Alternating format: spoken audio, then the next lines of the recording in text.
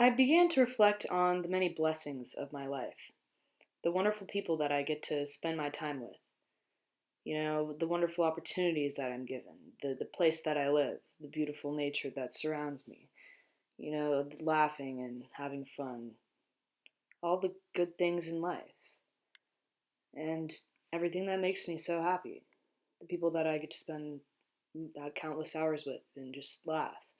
And I began to wonder, but why what why do people suffer?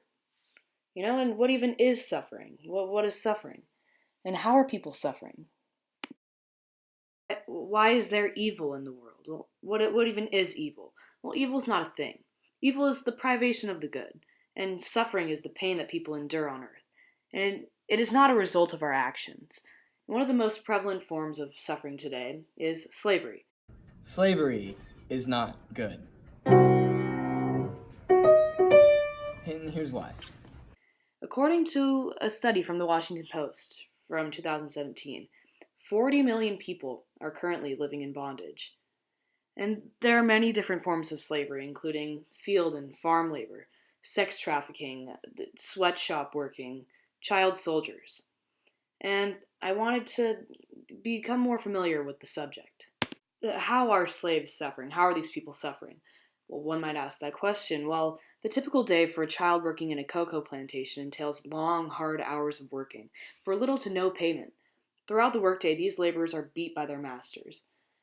Kir Dang, a former slave from South Sudan, escaped bondage, but he did not do so unscathed. After living in Sudan, enslaved since the age of 5, Kir was held over a fire with chili peppers rubbed in his eyes. He hung above the fire until he went blind. After enduring great suffering, Kir was freed from slavery and brought to a refugee camp. He now lives in the United States, and he has a strong relationship with Marin Catholic and with God. Even when he thought his life was about to end, he was given the grace by God to survive. Now, many slaves have been redeemed by organizations like Christian Solidarity International and Fair Trade USA, and these organizations help free people from slavery. You know, is God responsible for this suffering? God is not responsible for the enslavement of his people. God did not create or cause evil. God gave us the gift of free will, and in order for people to choose the good and to be free, they must be given the opportunity to choose. Thomas Aquinas once said, God cannot make a creature who is both free and naturally incapable of sinning.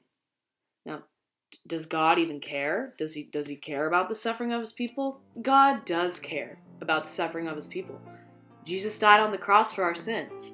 He endured great suffering for our sins. He bore this pain to redeem us because he loves us. And how does God respond to this?